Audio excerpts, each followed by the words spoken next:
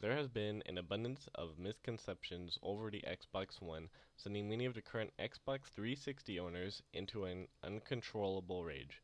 We have all looked forward to the new release of the next generation of consoles, and so far it appears that Xbox One is a big letdown. However, after discussing the debate between the Xbox One and PS4 with a few of my friends, I have decided to make this video. So here are a few misconceptions over the Xbox One. Restrictions on sharing games. Xbox One does allow the sharing of games, with up to 10 designated family members or friends who have been on your friends list for 30 days. Because games are on a cloud, people you share games with can play on that copy of the game. Microsoft has actually done an unnoticed thing here that hasn't gotten much credit.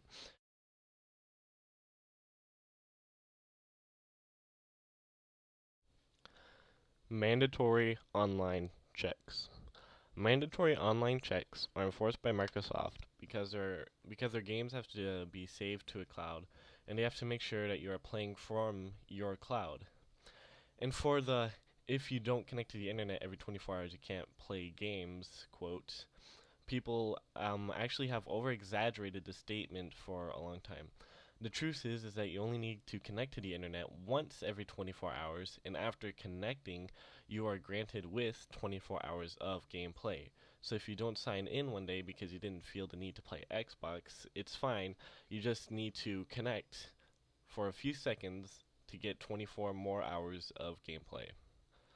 It appears that Microsoft has used wrong words for describing the Xbox in their or the software of the Xbox in their presentation. The word they used was restrictions, and that is one word that my friends and I believe that kind of turned off many of the Xbox current Xbox 360 owners. And so I made this video to address the things that bothered me about how people are reacting to the Xbox One. So during the Sony conference revealing the PS4, here I'll just show you. At least Sony, it appears that Sony is taking advantage of people's ignorance to sell their product.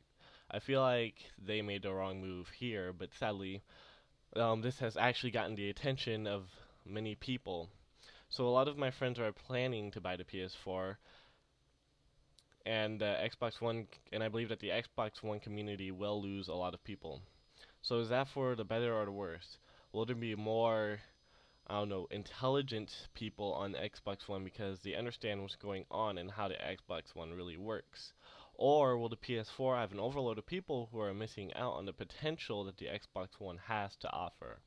So my message is to whoever is watching this video is simply reevaluate what you have been hearing over or what you've been hearing about the Xbox One and the PS4 and how they compare against each other. Do a little research and don't give Microsoft such a hard time because I believe they don't deserve it.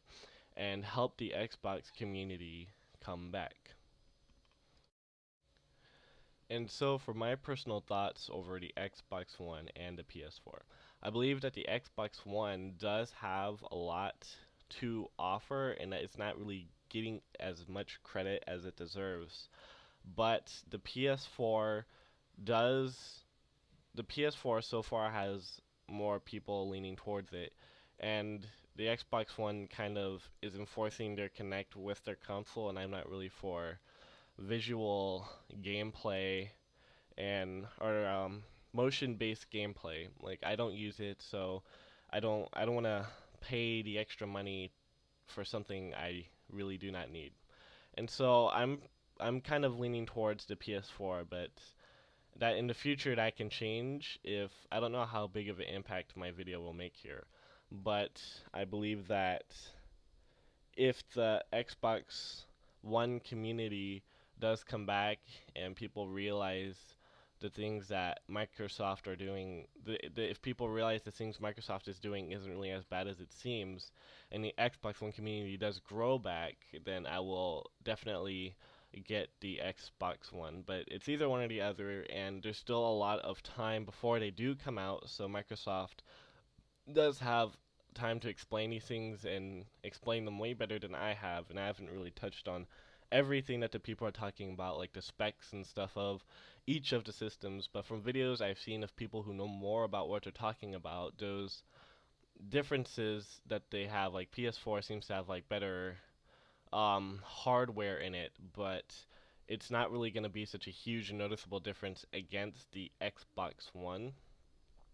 And so I'm not sure how true that is, but from videos I've seen on YouTube, I will definitely, from videos I've seen on YouTube, that's what it seems like. And I'll post links in the description to Xbox One and PS4 comparisons in the future, or not in the future, but I'm gonna definitely post those links on there for reference for you guys to check it out, because I feel like those are pretty good examples of which one is better or worse.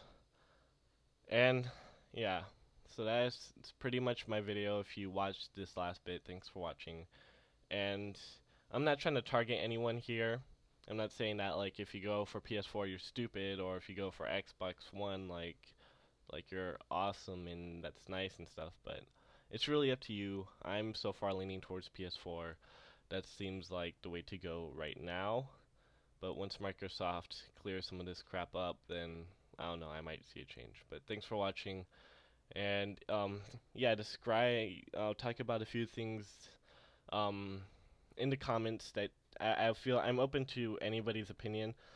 So leave them in the comments and discuss what you feel like. Discuss what you feel like is probably being over exaggerated, or some things that are definitely wrong with the Xbox One. And it's open for discussion.